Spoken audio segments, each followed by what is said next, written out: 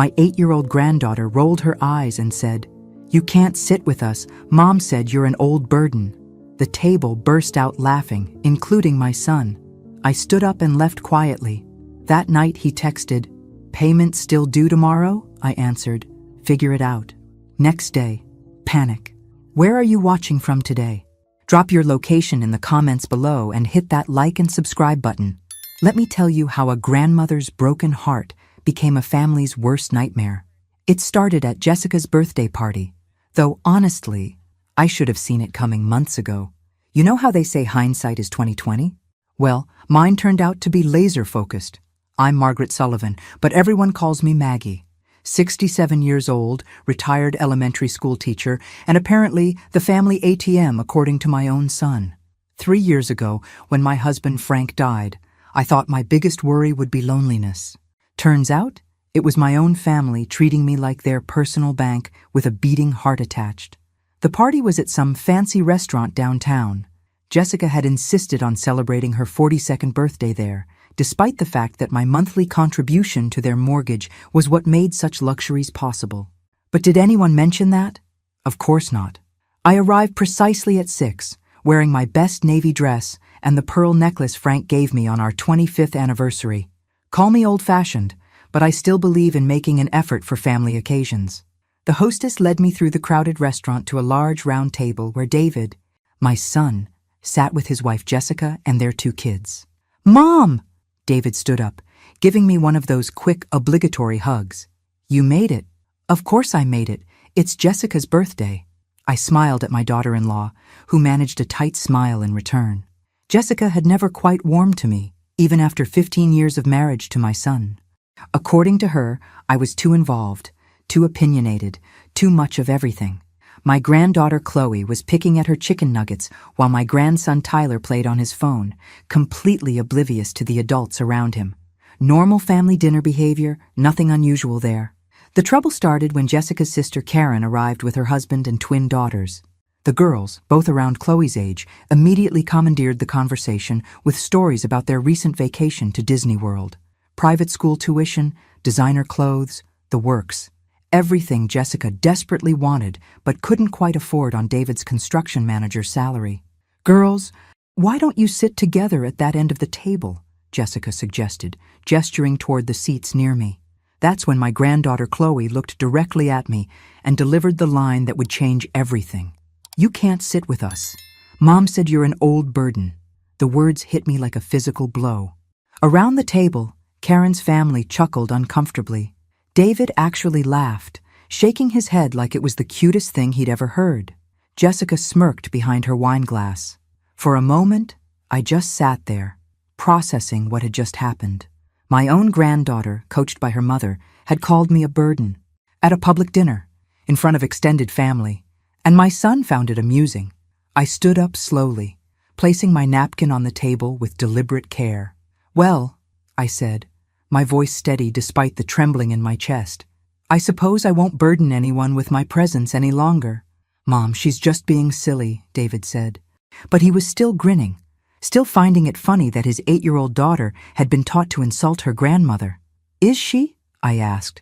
"Or is she simply repeating what she's heard at home?" The table went quiet. Jessica's smirk faded slightly, but the damage was done. I gathered my purse and walked out of that restaurant with as much dignity as I could muster, leaving behind a family that clearly saw me as nothing more than a generous old fool. The drive home gave me plenty of time to think. 3 years of widowhood, 2 years of paying David and Jessica's mortgage because they claimed his construction business was struggling, countless emergency expenses I'd covered without question, the vacation fund I'd established for the grandchildren, the private school tuition I'd been discreetly paying because public schools weren't good enough for Jessica's standards. All of it, apparently, had earned me the title of Old Burden. That night, around 11, my phone buzzed with a text from David. The message was brief and telling. "Payment still due tomorrow? Jessica wants to confirm the transfer went through before the bank closes." I stared at that text for a long time. 2 sentences that perfectly summarized our relationship. No apology for his daughter's behavior. No acknowledgement of how cruel the evening had been. Just a reminder that I owed them money. My response was even briefer. Figure it out. I turned off my phone and went to bed, sleeping better than I had in months. Sometimes the most powerful word in the English language is simply no. But that was just the beginning of their education in consequences. The next morning brought 17 missed calls and 43 text messages. I made my coffee, fed my cat Whiskers, and read every single panicked message while enjoying my toast with homemade strawberry jam. Amazing how quickly an emergency develops when the money tap gets turned off. "Mom, please call back," read one message from David. "There's been a misunderstanding," read another from Jessica. "Grandma, I'm sorry," from Chloe, obviously typed by Jessica. The mortgage payment was due by 3 o'clock that afternoon. Without my $2,000 monthly contribution, they were $800 short. I knew this because I'd been quietly reviewing their finances for months, wondering why they needed so much help despite David's decent salary. The coffee was particularly good that morning. Sumatran dark roast, the expensive kind I usually saved for special occasions. But watching my family panic over their own financial irresponsibility felt special enough to warrant the good coffee. At 9:15, my doorbell rang. Through the window, I could see David's pickup truck in my driveway. He stood on my front porch looking exactly like he had when he was 16 and trying to explain why he'd dented my car. "Morning, sweetheart," I said, opening the door with a bright smile. "You're up early." "Mom, what's going on? You didn't send the mortgage payment." "No," I agreed, "I didn't." He pushed past me into my living room, clearly expecting our usual routine where I immediately apologized for whatever had upset him. Instead, I closed the door and waited. "The payment is due today." "Payment? You know that. You've been making it for 2 years." "I have indeed. 24 payments to be exact. $48,000. I'd done the math the night before, and seeing his face when I said the number out loud was deeply satisfying. "We've been over this. The business has been slow." "Has it really?" I settled into my armchair. The one Frank used to claim was more comfortable than any throne. Because Jessica seemed quite confident last night when she called me a burden. People who burden others rarely deserve continued generosity. David's face flushed. "She didn't mean it that way." "Oh, I think she meant it exactly that way. And I think you agreed with her, considering how entertaining you found Chloe's little performance. Look, Mom, we can discuss this later. Right now, I need you to call the bank and make the transfer." The sheer audacity left me speechless for a moment. No apology, no acknowledgement of wrongdoing. Just a demand that I continue funding their lifestyle despite being humiliated the night before. "David," I said slowly, "I'm going to say this once, so listen carefully. I will never make another mortgage payment for you. Not today, not tomorrow, not ever." His mouth opened and closed like a fish. "You can't be serious." "Completely serious. In fact, I'm curious how you plan to make the payment today. The bank called yesterday to confirm the usual transfer time. I told them there would be no transfer today or any day moving forward." "Mom, you're being ridiculous. One stupid comment from an 8-year-old and you're willing to destroy our family?" "I'm not destroying anything. I'm simply closing the Bank of Maggie. Permanently." The color drained from his face as the reality hit him. Without my monthly payment, they couldn't afford their mortgage. Without their house, they couldn't maintain the lifestyle Jessica demanded. The carefully constructed house of cards was about to collapse. "We'll lose the house," he said quietly. "Then perhaps you should have thought about that before allowing your daughter to insult me in public." I stood up, signaling that our conversation was over. "I have garden club at 11. You'll need to figure this out on your own." "Mom, please, we can work something out. Jessica can apologize. Jessica has had 2 years to show me respect. Instead, she chose to teach my granddaughter that I'm a burden. That ship has sailed, David." He tried pleading, bargaining, even threatening. Nothing worked because I'd finally realized something important. I didn't owe them a comfortable life just because we shared DNA. After he left, I called my financial advisor, Martha, and made an appointment for the next day. If I was closing the Bank of Maggie, I might as well figure out what to do with all the money I'd been throwing away. The afternoon brought Jessica to my door, tears streaming down her face, promising changes that would never come. I listened politely, served her tea, and sent her away empty-handed. That evening, Tyler called, my 12-year-old grandson, trying to manipulate Grandma into saving the day. "Grandma Maggie, Mom said we might have to move if you don't help with the house payment. Your mother is correct, I told him gently. But Tyler, that's not your problem to worry about. That's your parents' job to figure out. But you can fix it, right? You always fix everything. The innocence in his voice nearly broke my resolve. Nearly. Sometimes, sweetie, people have to fix their own problems. Your parents are adults. They'll figure it out. But as I hung up the phone, I wondered if they actually would. The foreclosure notice appeared on their door exactly 31 days later. I know because Tyler texted me a photo of it, along with a message that said, "Grandma, are you really going to let us become homeless?" I was sitting in my garden when the text arrived, enjoying the morning sun and the sight of my prize-winning roses in full bloom. Frank had always said I had magic hands when it came to growing things. Apparently, those same hands were quite effective at stopping the flow of unearned money. The notice gave them 90 days to bring their mortgage current or face eviction, 3 months to figure out what they should have been handling all along. But instead of using that time wisely, they launched what I came to think of as the campaign to break Grandma. It started with the guilt trips. Jessica left voicemails sobbing about how the children would suffer. David showed up unannounced with fake emergencies, hoping to catch me in a moment of weakness. Even my neighbor, Mrs. Henderson, got recruited to their cause, stopping by to mention how sad it was when families fell apart over money. Money, I told Mrs. Henderson, while we shared iced tea on my front porch, has nothing to do with it. This is about respect, something that seems to be in short supply these days. The second week brought escalation. Chloe's teacher called to express concern about the child's emotional state. Apparently, Chloe had been telling everyone at school that her mean grandmother was making her family homeless. The teacher, Ms. Rodriguez, was tactful but clear in her message. Couldn't I find it in my heart to help my own family? Ms. Rodriguez, I explained patiently, Chloe's parents earn a combined income of over $80,000 a year. They chose a house they couldn't afford and asked me to subsidize their poor decision. I'm not making anyone homeless. I'm simply refusing to enable financial irresponsibility. The third week brought my sister Patricia into the mix. Patricia lived in Seattle and only called twice a year, usually when she needed something. This time, she needed me to stop embarrassing the family by letting David and Jessica lose their house. "Maggie, what's gotten into you? Frank would be horrified by this behavior." "Frank," I replied crisply, "would be horrified by a grandson who lets his 8-year-old daughter insult her grandmother and finds it amusing. Frank believed in respect, Patricia. You might try remembering that." But the real surprise came during week 4, when my attorney called. "Mrs. Sullivan, this is Robert Martinez from Martinez and Associates. I represent your son, David Sullivan, in a legal matter concerning you." I nearly dropped the phone. "I beg your pardon? Your son is filing for conservatorship, claiming you're no longer capable of making sound financial decisions.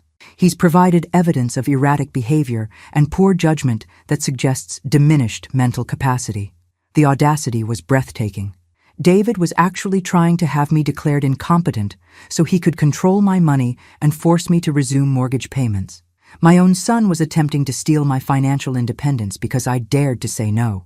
"Mr. Martinez," I said, my voice steady despite my racing heart, "I believe there's been a misunderstanding. My mental capacity is perfectly intact. In fact, it's clearer now than it's been in years. Ma'am, I'm simply calling to inform you of the proceedings. You'll need legal representation." After hanging up, I sat in Frank's old chair and laughed until tears ran down my face. David had just made the biggest mistake of his life. He'd escalated this from a simple financial boundary to a full-scale war, and he had no idea who he was fighting. The next morning, I called Harrison, Blackwood and Associates, the most respected family law firm in the city. Not only did they handle conservatorship disputes, but they specialized in protecting elderly clients from financial abuse by family members. "Mrs. Sullivan," said attorney Sarah Blackwood during our initial consultation, "what you're describing is unfortunately common. Adult children who feel entitled to their parents' money often resort to legal intimidation when the money stops flowing. Can he actually have me declared incompetent? He can try. But he'll need medical evidence, multiple professional evaluations, and proof of genuine mental decline. From our conversation today, you're clearly competent. In fact, Stopping payments to an ungrateful family shows excellent judgment. What can we do? Sarah smiled, and it wasn't entirely pleasant. We defend you vigorously, and then we go on the offensive. Financial elder abuse is a crime, Mrs. Sullivan.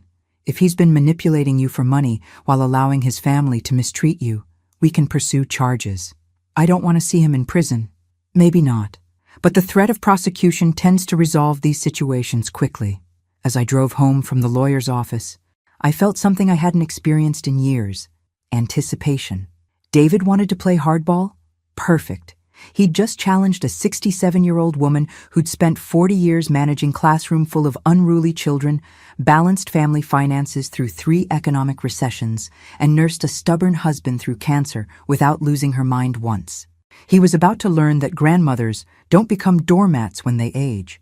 Sometimes they just get more strategic about when and how they fight back. That evening, David called. "Mom, I didn't want it to come to this, but you're forcing my hand." "Am I?" I asked sweetly. "How interesting. Tell me, David, exactly how much money do you think I have?" The question caught him off guard. "What do you mean?" "I mean exactly what I said. How much money do you think I have? Since you're so concerned about my financial decisions, surely you've done your homework." Silence on the other end. Of course he had no idea. He'd never bothered to understand my finances beyond assuming there was an endless supply of money for his convenience. "We'll talk about this in court," he finally said. "Yes," I agreed. "We certainly will." The court hearing was scheduled for a Thursday morning in late September. I arrived early, wearing my best charcoal gray suit and carrying a briefcase that belonged to Frank. Inside that briefcase was 3 years' worth of financial records, medical reports from my recent physical examination, and a psychological evaluation that confirmed what I already knew. I was sharper now than I'd been in years. David arrived with Jessica and a lawyer who looked barely old enough to shave. They sat across the courtroom aisle, whispering urgently among themselves. Jessica kept glancing at me with a mixture of anger and disbelief, as if she couldn't comprehend how their foolproof plan had gone so wrong. The judge, Honorable Patricia Wells, was a woman in her 50s with gray hair and eyes that missed nothing. She reviewed the petitions with the careful attention of someone who'd seen too many families destroy themselves over money. David's lawyer went first, painting a picture of an elderly woman whose judgment had become impaired following her husband's death. He presented evidence of my erratic financial behavior, the sudden cessation of mortgage payments, the closing of accounts that had previously been accessible to family members, and what he called irrational hostility toward my son and his family. "Your Honor," the young lawyer said earnestly, "Mrs. Sullivan's behavior represents a dramatic departure from years of generous, loving support. This sudden change suggests cognitive decline that requires professional intervention." I wanted to laugh. According to David's version of events, sanity was defined as unlimited financial generosity, while setting boundaries was evidence of mental illness. Then it was Sarah's turn. "Your Honor, Mrs. Sullivan is here today because she committed the apparently unforgivable sin of saying no to adult children who felt entitled to her money." Sarah stood with quiet confidence, her voice carrying clearly through the courtroom. "This isn't a case of diminished capacity. It's a case of enhanced clarity." She presented my medical records first. Blood pressure excellent, cognitive function tests perfect, my doctor's written opinion that I was in remarkable health for a 67-year-old woman. Then came my financial records, meticulously organized and clearly showing that I'd given David and Jessica over $60,000 in the past 2 years alone. Mrs. Sullivan didn't stop thinking clearly, Your Honor. She started thinking clearly. She realized she was being taken advantage of by family members who showed her no respect, no gratitude, and ultimately taught their 8-year-old daughter to publicly humiliate her grandmother. The real bombshell came when Sarah presented the recordings. "Your Honor, Mrs. Sullivan began documenting conversations with her son after he threatened to have her declared incompetent. These recordings, made legally in her own home with single-party consent, reveal the true nature of this family relationship. The first recording played David's voice, demanding money and threatening legal action when I refused. The second captured Jessica complaining to a friend on speakerphone about how they'd have to find another way to squeeze money out of the old bat once the conservatorship was established. The courtroom fell silent as my daughter-in-law's voice filled the air, discussing me like I was a resource to be exploited rather than a human being deserving of basic respect. Judge Wells's expression darkened considerably. "Mr. Sullivan," she said, addressing David directly, "do you have anything to say about these recordings?"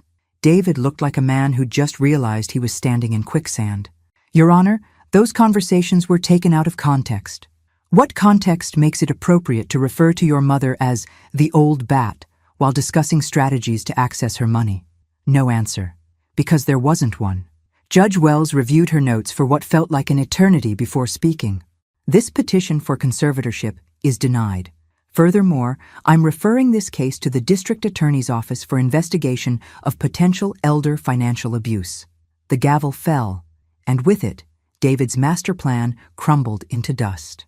Outside the courthouse, Sarah and I stood on the steps watching David, Jessica, and their lawyer huddle in heated discussion next to their car.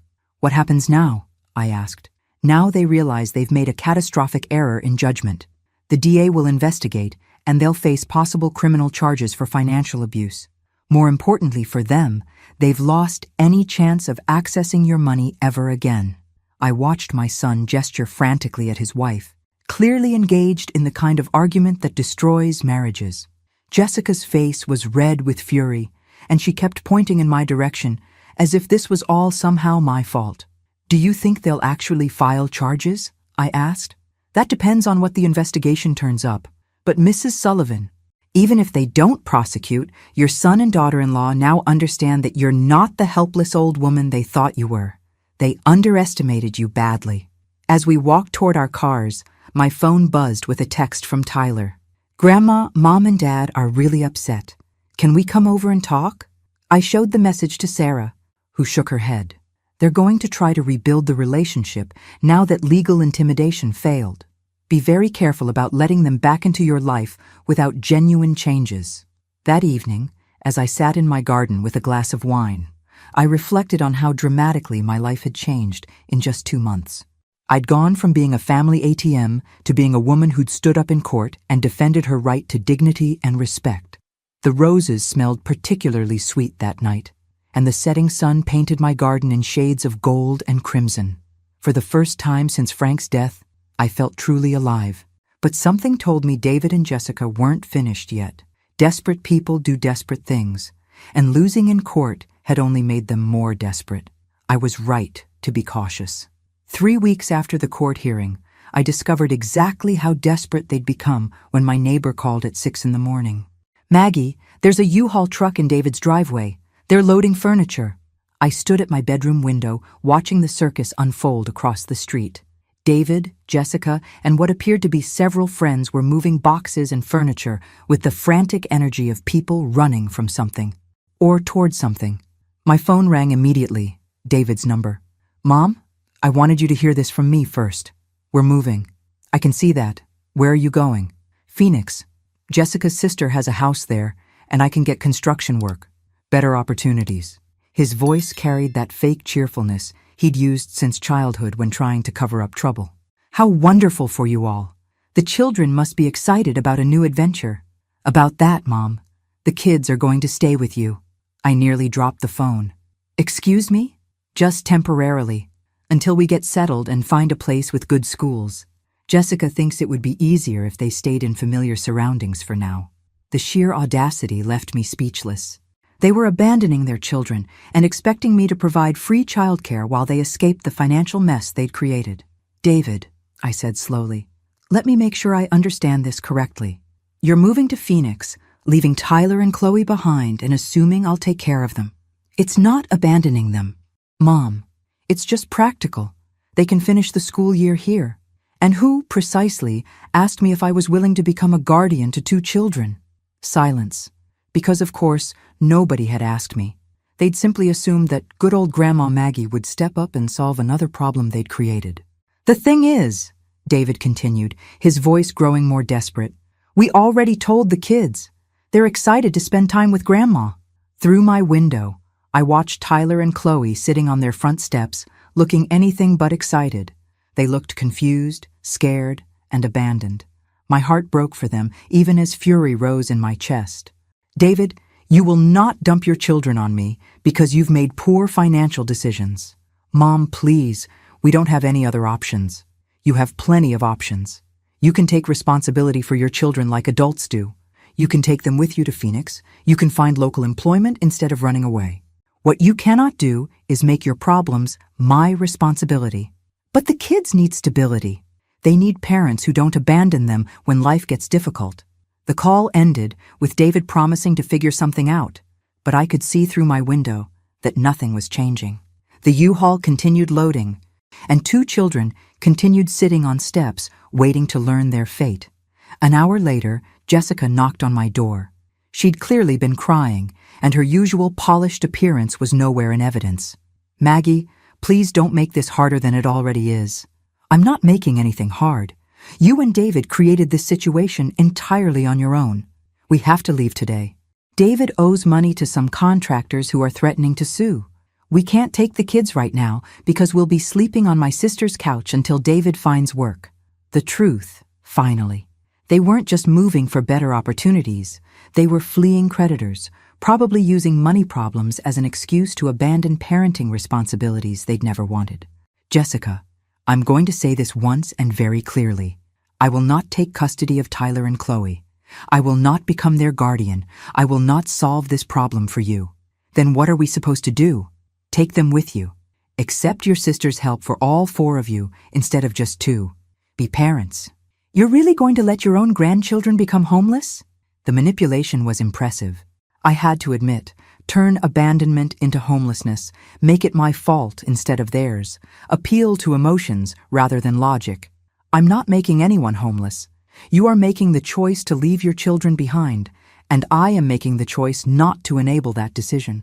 Jessica left crying, but the packing continued. At noon, I called Child Protective Services.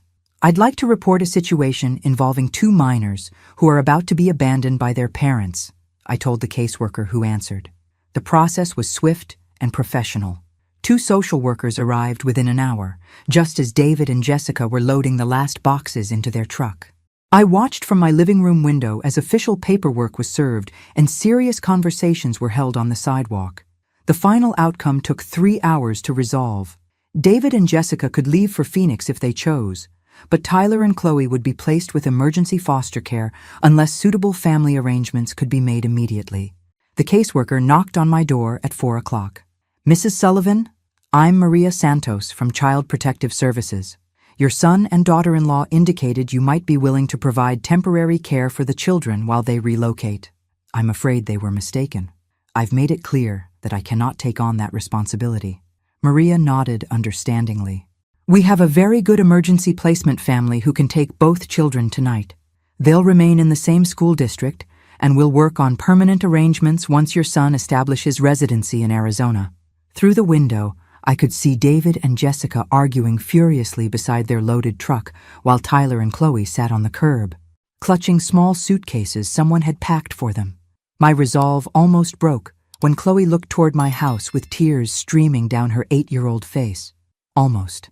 But I'd learned something important over these past few months. Sometimes the most loving thing you can do is refuse to enable destructive behavior, even when the consequences hurt everyone involved. David and Jessica left for Phoenix that evening, driving away from their children without a backward glance. Tyler and Chloe went to stay with the Morrison family, experienced foster parents who specialized in emergency placements. That night, I sat in my garden with a heavy heart, wondering if I'd made the right choice. Had I saved those children from parents who would have abandoned them eventually anyway? Or had I failed in my duty as their grandmother? Time would tell. But one thing I knew for certain: David and Jessica had shown their true character when faced with real adversity. And sometimes the most important lesson children can learn is that actions have consequences, even for the people they love most. The roses bloomed beautifully that night, their perfume carrying on the evening breeze like a promise that even the most difficult decisions can lead to unexpected beauty. But I had a feeling this story was far from over. 2 months later, I learned that David and Jessica had never made it to Phoenix. They'd been arrested in Las Vegas with a car full of stolen construction equipment. Apparently, my son's debt to contractors was actually stolen goods he'd been fencing. The cherry on top? They'd used my mortgage money to fund their criminal enterprise. Where are you watching from today? Drop your location in the comments below and hit that like and subscribe button. The news came from Maria Santos during one of her regular check-ins about Tyler and Chloe. She sat in my living room, reviewing paperwork while I served coffee and homemade cookies. "Mrs. Sullivan, I have some updates about your son and daughter-in-law's situation." Her tone was carefully professional, but I caught the hint of satisfaction underneath. "Please, tell me they're not trying to drag those children into whatever mess they've created now." Actually, quite the opposite. They've been charged with theft, receiving stolen goods, and interstate transport of stolen property. They're looking at serious prison time. I set down my coffee cup with a steady hand, though inside I was reeling. How serious? 3 to 5 years minimum, possibly longer if they can't make restitution to the victims. Maria pulled out a legal document. "They've also formally relinquished their parental rights." The words hit me like a physical blow. "They what?" "Yesterday afternoon, they signed papers surrendering all legal rights to Tyler and Chloe. The children are now wards of the state, pending permanent placement." I stared out my kitchen window, watching Mrs. Henderson water her garden next door. Everything looked so normal, so peaceful, while my family had completely imploded just miles away. Does this mean the children will stay with the Morrison family permanently? Not necessarily. The state prefers placement with family members when possible. Since you're their grandmother, you would have first consideration if you're interested in applying for custody. The irony wasn't lost on me. 3 months ago, David and Jessica had tried to dump their children on me while they fled their responsibilities. Now they were in prison, and the state was asking if I wanted the children they'd abandoned. What about their attempts to have me declared incompetent? Wouldn't that affect my eligibility? Maria smiled. "Actually, the court's findings work in your favor. Judge Wells specifically noted your mental acuity and sound judgment in her ruling. Combined with the criminal charges against your son, it paints a clear picture of who the responsible adult is in this situation." After Maria left, I sat in Frank's old chair and tried to process everything.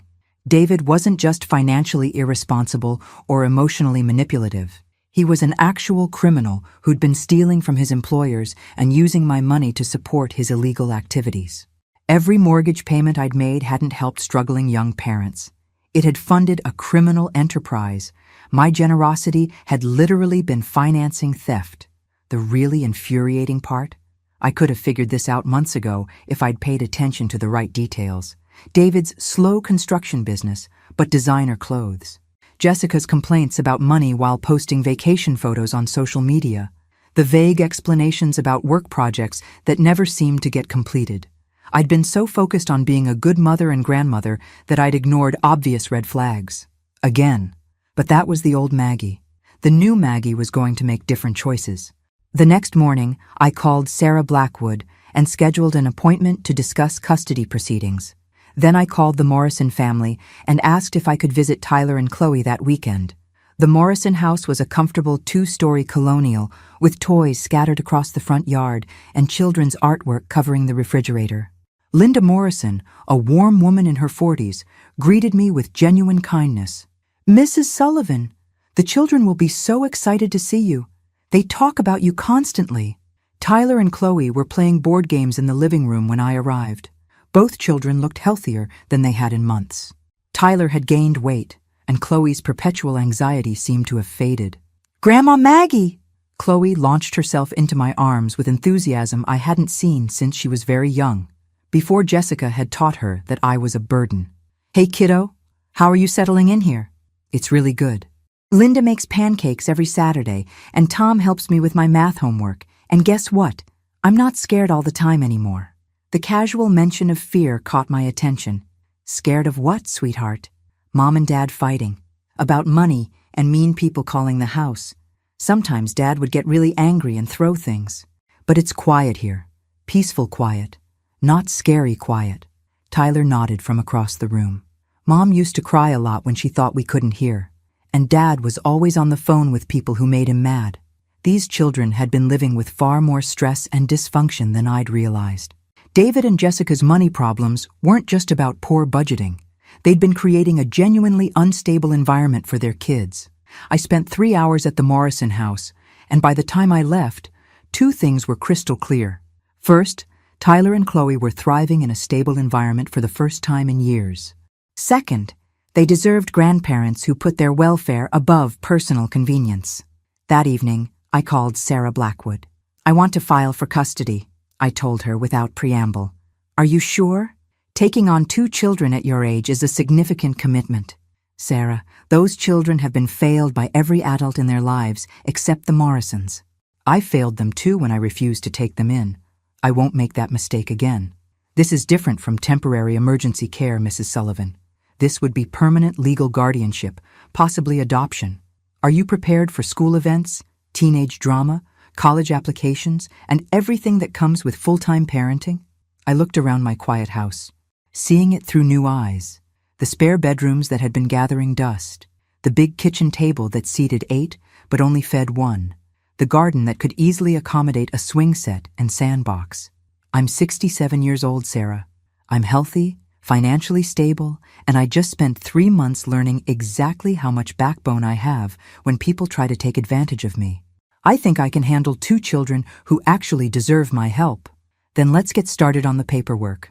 The custody process would take months, but I wasn't worried about the outcome.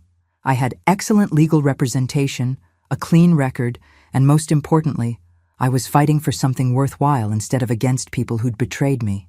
For the first time since this whole mess started, I was moving towards something positive instead of just away from something negative.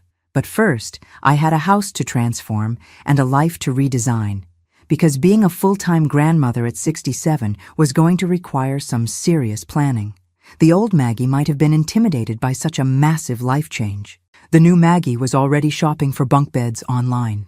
The custody hearing was scheduled for December 15th, exactly 6 months after David and Jessica had driven away from their children. I arrived at the courthouse wearing my best navy suit and carrying a folder thick with character references, financial statements, and a detailed parenting plan I'd developed with help from a family counselor. Tyler and Chloe sat with Maria Santos in the front row, both dressed in their best clothes and looking nervous but hopeful.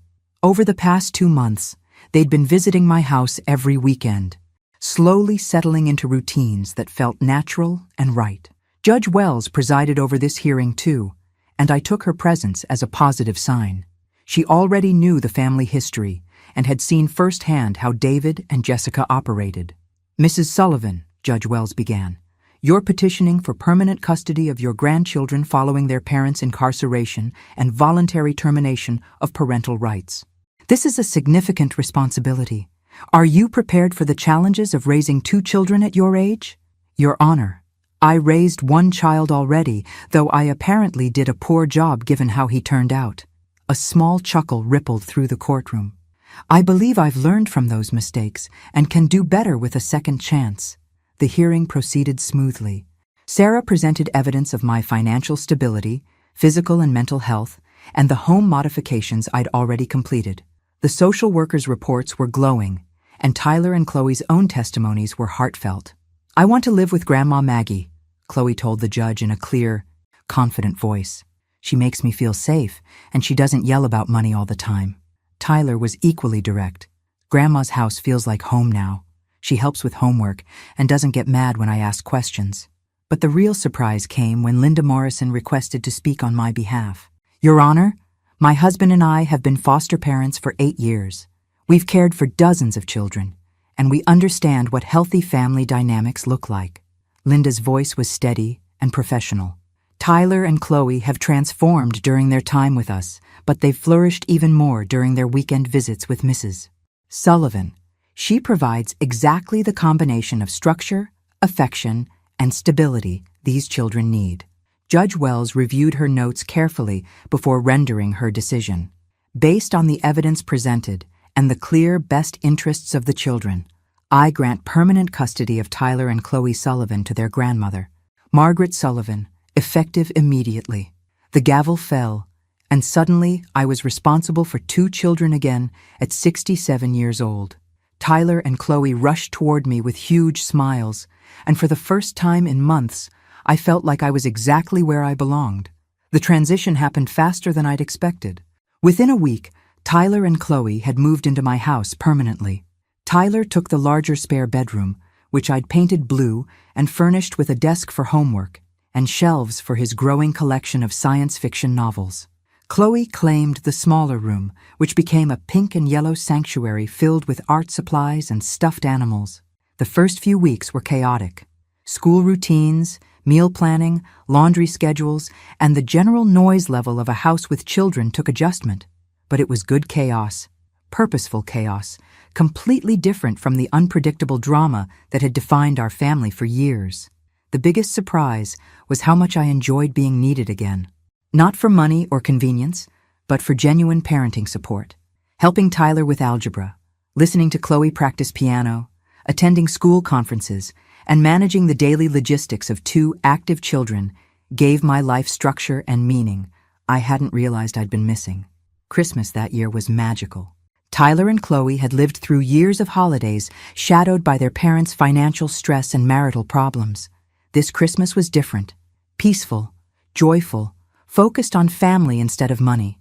On Christmas morning, as we opened presents around the tree I'd helped them decorate, Chloe made an announcement that stopped my heart. "Grandma Maggie, can we call you Mom now? I mean, if you want us to. The kids at school keep asking about our parents, and it's weird to explain about prison and stuff." I looked at these 2 children who'd been through so much upheaval and somehow landed in my living room and felt overwhelming gratitude for the series of events that had brought us together. "I would be honored to be your mom," I told them, and meant every word. Tyler grinned. "Good, because I already put you down as emergency contact at school as Mom instead of grandmother.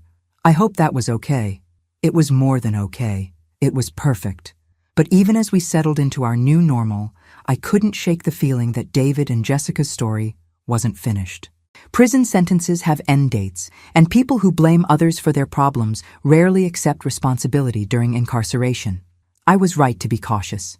In February, I received a letter from Jessica, written from county jail while she awaited sentencing. The letter was full of the same manipulative language I'd learned to recognize, promising change while demanding forgiveness and hinting that she expected eventual reconciliation. More concerning was the letter from David, which arrived a week later. His tone was different, angrier. He blamed me for destroying his family and poisoning his children against him. He promised that he would make things right once he was released. I showed both letters to Sarah Blackwood, who immediately filed motions to ensure David and Jessica would have no contact rights with Tyler and Chloe upon their release.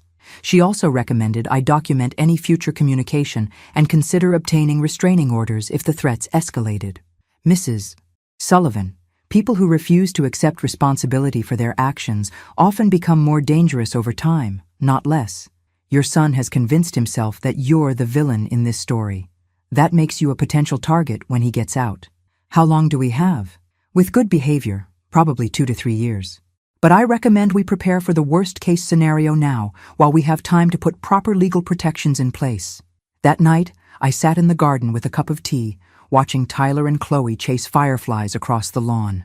They were laughing and carefree, finally living the childhood they deserved. I'd moved mountains to give them this stability, and I wasn't about to let their biological parents destroy it again. David wanted to make things right? Perfect. Because I had a few things to make right myself, and I'd learned a lot about strategic planning over the past year. The old Maggie had been reactive, responding to crises created by others. The new Maggie was going to be proactive, anticipating problems and solving them before they became threats to my family. David thought prison was the worst thing that had happened to him. He was about to learn that underestimating his mother was a far more serious mistake. The detective called on a Tuesday morning in March, just as I was making pancakes for Tyler and Chloe before school. Detective Rodriguez from the Financial Crimes Unit had news that would change everything I thought I knew about my son's criminal activities. "Mrs. Sullivan, I need to ask you some questions about the mortgage payments you made for your son. We're investigating a much larger criminal network, and David's case has provided some unexpected leads." After the children left for school, Detective Rodriguez arrived with a thick file and a serious expression. She sat at my kitchen table, accepting coffee while organizing documents that looked far more complex than simple theft charges. "Mrs. Sullivan, how much do you know about your son's construction work?" "Very little, apparently.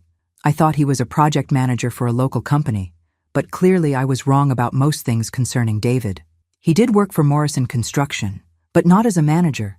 He was the equipment operator with access to expensive machinery and tools. What we've discovered is that he wasn't just stealing equipment.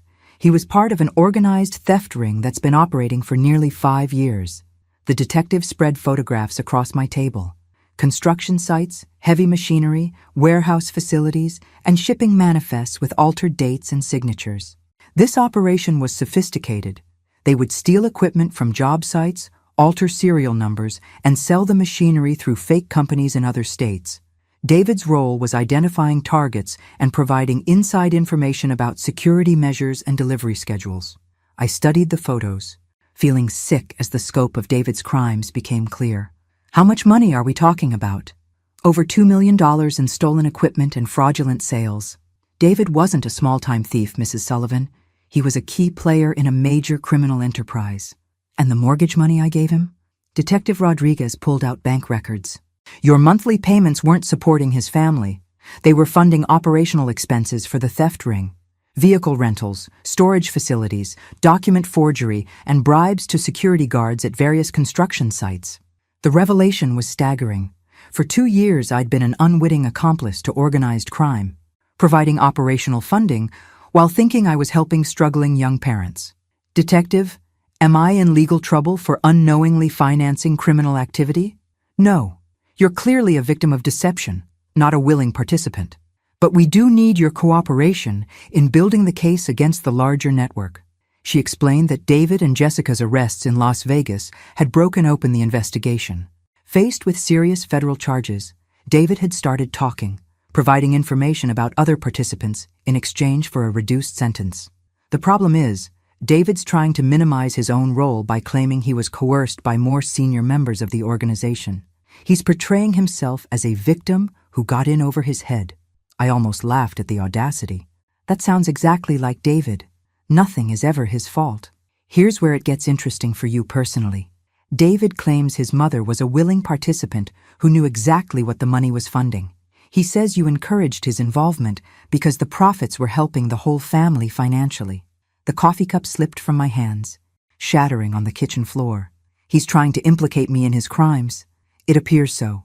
He's telling investigators that you were the mastermind behind the money laundering operation, using mortgage payments to disguise criminal proceeds.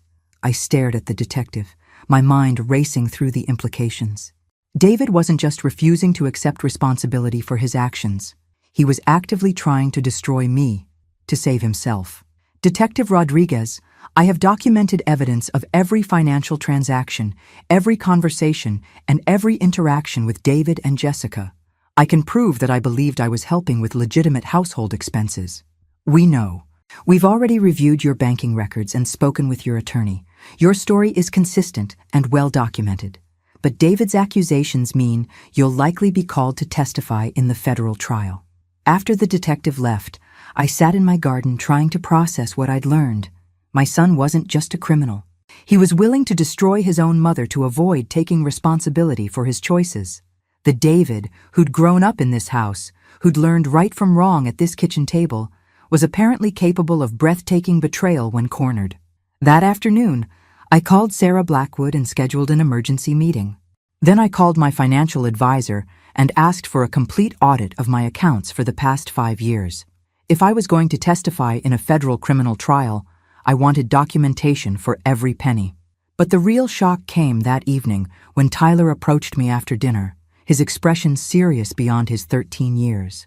"Mom, Maggie, there's something I need to tell you about Dad's work." I set down my dish rag and gave him my full attention. "What is it, sweetheart?" "Last summer, before everything happened, I overheard Dad talking to some men in our garage. They were talking about stealing stuff and changing numbers on machines. I didn't understand it all, but I knew it was bad." My heart stopped. "Did you tell anyone at the time?" "I tried to tell Mom, but she said I was imagining things and told me never to repeat what I heard. She said it would get Dad in trouble with his boss. Of course, Jessica had silenced him. She'd known exactly what David was involved in and had chosen to protect the criminal activity rather than her own child. Tyler, you're going to need to tell the police what you heard. It's important evidence in Dad's case. He nodded solemnly. I know. I've been thinking about it for weeks. I want to tell the truth, even if it makes Dad look bad. He made his own choices. At 13 years old, Tyler already understood something his father had never learned. Actions have consequences, and taking responsibility is more important than avoiding blame. That night, I sat in Frank's old chair and realized that David's attempt to implicate me had actually given me something valuable. Absolute clarity about who he really was and what he was capable of. The old Maggie might have been heartbroken by her son's willingness to sacrifice her for his own benefit. The new Maggie was simply resolved to make sure his lies didn't succeed. Tomorrow, I would start preparing for the fight of my life, because if David thought he could destroy me to save himself, he was about to learn that some mothers become more dangerous when their children are threatened, even when the threat comes from their own sons. The federal trial began on a hot Monday morning in September, exactly 1 year after David and Jessica had fled to Phoenix. I sat in the witness waiting room, wearing my best charcoal suit and reviewing the testimony I'd practiced with federal prosecutors for weeks. Tyler sat beside me, looking nervous but determined. At 14 now, he'd grown 3 inches and gained confidence that came from living in a stable home. Today, he would testify against his own father, and I'd never been prouder of his courage. Mrs. Sullivan, you're up first, said Assistant U.S. Attorney Sarah Chen. Remember, just tell the truth clearly and let the evidence speak for itself. The courtroom was larger than I'd expected, filled with attorneys, defendants, investigators, and family members of various people involved in the conspiracy. David sat at the defendant's table, wearing an orange jumpsuit and looking older than his 43 years. When our eyes met, his expression was cold, calculated, completely devoid of the warmth I remembered from his childhood. I took the oath and settled into the witness chair, looking directly at the jury as I'd been coached to do. 12 ordinary people who would decide whether David's lies about my involvement had any credibility. Prosecutor Chen began with basic questions about my relationship with David, the mortgage payments, and my understanding of his employment situation. I answered clearly and honestly, providing dates, amounts, and specific details about every transaction. Mrs. Sullivan, did you ever knowingly provide money to fund criminal activity? Absolutely not. I believed I was helping my son and daughter-in-law with legitimate household expenses during a difficult period. Did your son ever tell you he was involved in equipment theft or fraudulent sales? Never. He told me his construction business was slow and they were struggling to make mortgage payments. Then came David's attorney, a sharp woman in her 50s who'd obviously been coached on how to make me appear complicit. Mrs. Sullivan, isn't it true that you asked very few questions about how your money was being used? I trusted my son to be honest with me. That was apparently a mistake. Didn't you find it suspicious that David needed exactly the same amount every month, regardless of his claimed work situation? The mortgage payment was a fixed amount. That seemed perfectly reasonable. But you never verified that the money was actually going toward mortgage payments. Did you? This was the moment I'd been preparing for. Actually, I did verify it. The defense attorney looked surprised. Excuse me? I reached into my purse and pulled out a manila folder. In August, 2 months before I stopped making payments, I became concerned about David and Jessica's financial management. So I hired a private investigator to verify how my money was being used. A ripple of surprise went through the courtroom. This was new information, not included in any previous testimony. The investigator discovered that my money was not being used for mortgage payments. David and Jessica were using their own income for the mortgage and diverting my money to fund what appeared to be business expenses. Unexplained storage unit rentals, cash payments to unknown individuals, and large deposits into accounts I'd never heard of. David's attorney looked genuinely shocked. Why didn't you confront your son with this information? I planned to, but before I could arrange a meeting, my granddaughter publicly called me an old burden at a family dinner, clearly repeating something she'd heard at home. That's when I realized my money had bought me nothing but contempt from people I thought I was helping. So you cut off payments out of hurt feelings. I cut off payments because the private investigator's report made it clear that David was lying about how my money was being used. The disrespect from his family simply confirmed that continuing financial support would be throwing good money after bad. The prosecutor's redirect was brief and devastating. Mrs. Sullivan, when did you provide this investigative report to law enforcement? I gave it to Detective Rodriguez during her initial interview. It's been part of the evidence file for months. Checkmate. David's entire defense strategy had been based on claiming I was a knowing participant in money laundering, but I had documented proof that I'd investigated suspicious activity and discovered the deception myself. Tyler's testimony that afternoon was even more damaging to David's case. Speaking in a clear, steady voice, he described overhearing conversations about stolen equipment, altered serial numbers, and coordination with other criminal operators. Did your father ever ask you to keep these conversations secret? Prosecutor Chen asked. No, he didn't know I'd heard anything. But when I tried to tell my mother what I'd heard, she told me to forget about it and never repeat it to anyone. Did that seem strange to you? Yeah. If it was normal business stuff, why would she want to keep it secret? I knew something was wrong. David's attorney tried to discredit Tyler's testimony by claiming a child couldn't understand complex business conversations. But Tyler's responses were too detailed and specific to dismiss. During a break, I watched David conferring frantically with his attorney. His confidence was cracking as his strategy collapsed around him. But the real bombshell came during the afternoon session, when Prosecutor Chen called an unexpected witness, Detective Jennifer Walsh from the Las Vegas Police Department. Detective Walsh, were you involved in the arrest of David and Jessica Sullivan? Yes. We stopped their vehicle during a routine traffic check and discovered it was loaded with stolen construction equipment. Did the defendants make any statements during their arrest? Mr. Sullivan immediately claimed the equipment belonged to his mother, who was financing his business operations. He said she knew about the theft and was planning to fence the equipment in Nevada. I felt the blood drain from my face. David had tried to frame me for his crimes from the moment he was arrested. Did you find any evidence supporting Mr. Sullivan's claims about his mother's involvement? None whatsoever. Mrs. Sullivan was in her hometown at the time of the arrest, with multiple witnesses confirming her whereabouts. She had no connection to the stolen equipment beyond unknowingly providing money that funded the operation. David's face had gone completely white. He'd just been exposed as someone willing to destroy his own mother to escape responsibility for his crimes. That night, as I sat in my hotel room preparing for the next day's proceedings, I realized something profound had happened in that courtroom. I'd finally seen David with complete clarity, without the filter of maternal love and hope for redemption. He wasn't a man who'd made poor choices under pressure. He wasn't a victim of circumstances or bad influences.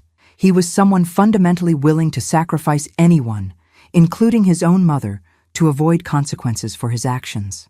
The old Maggie would have been heartbroken by this revelation. The new Maggie felt only grim satisfaction that the truth had finally been revealed.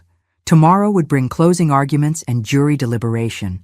But regardless of the verdict, I'd already won the most important victory. I'd protected Tyler and Chloe from parents who would have destroyed them, and I'd prevented David from destroying me. Sometimes the most loving thing you can do for someone is to stop enabling their destructive behavior and let them face the natural consequences of their choices. David was about to learn exactly what those consequences looked like. The jury returned their verdict after less than 4 hours of deliberation. David Sullivan, guilty on all counts: federal conspiracy, interstate transportation of stolen goods, money laundering, and perjury for lying about my involvement. 15 years in federal prison without possibility of parole for 8 years. Jessica received 12 years for her role in the conspiracy. The other members of the theft ring received sentences ranging from 8 to 20 years. The judge specifically noted David's attempts to implicate his innocent mother as evidence of his lack of remorse and unwillingness to accept responsibility. I felt no satisfaction watching my son led away in shackles, only profound sadness for the man he'd chosen to become. But the real surprise came 3 weeks later when I received a call from attorney Marcus Webb, representing David's victims in a civil restitution case. Mrs. Sullivan, I have some news that might interest you. During the asset forfeiture process, we discovered something significant about your son's financial activities. Marcus arrived at my house that afternoon with a briefcase full of documents and a story that would change everything I thought I knew about David's criminal career. Mrs. Sullivan, your son wasn't just stealing equipment and fencing it through fake companies. He was also running elaborate insurance fraud schemes, identity theft operations, and investment scams targeting elderly victims. He spread documents across my dining room table: bank statements, insurance claims, fake investment prospectuses, and lists of victims that made my stomach turn. Over the past 5 years, David defrauded victims of more than $4 million. Elderly people who trusted him with their retirement savings, small business owners who hired him for construction projects that never got completed, and insurance companies he bilked with staged accidents and false claims. How does this affect me? Marcus pulled out a specific set of documents. Under federal asset forfeiture laws, all proceeds from criminal activity must be returned to victims. But there's an interesting complication in David's case. He showed me a bank routing document that made my blood run cold. Your son opened multiple business accounts using your social security number and personal information. He forged your signature on loan applications, business registrations, and insurance policies. I stared at the papers, seeing my name on documents I'd never signed, associated with companies I'd never heard of. Are you saying David stole my identity? Extensively. He used your excellent credit rating and clean financial history to establish credibility for his fraudulent operations. Several victims thought they were doing business with a reputable elderly woman, not a criminal in his 40s. The implications were staggering. David hadn't just taken my money and tried to frame me for his crimes. He'd actively impersonated me to commit additional felonies. Marcus, am I liable for debts or legal problems created by this identity theft? No. You're clearly a victim, not a perpetrator. But here's where it gets interesting from your perspective. He pulled out another document. Under federal law, victims of identity theft can seek damages from the perpetrator's assets, even if those assets would otherwise go to other victims. What assets? David and Jessica lost everything. That's what everyone assumed.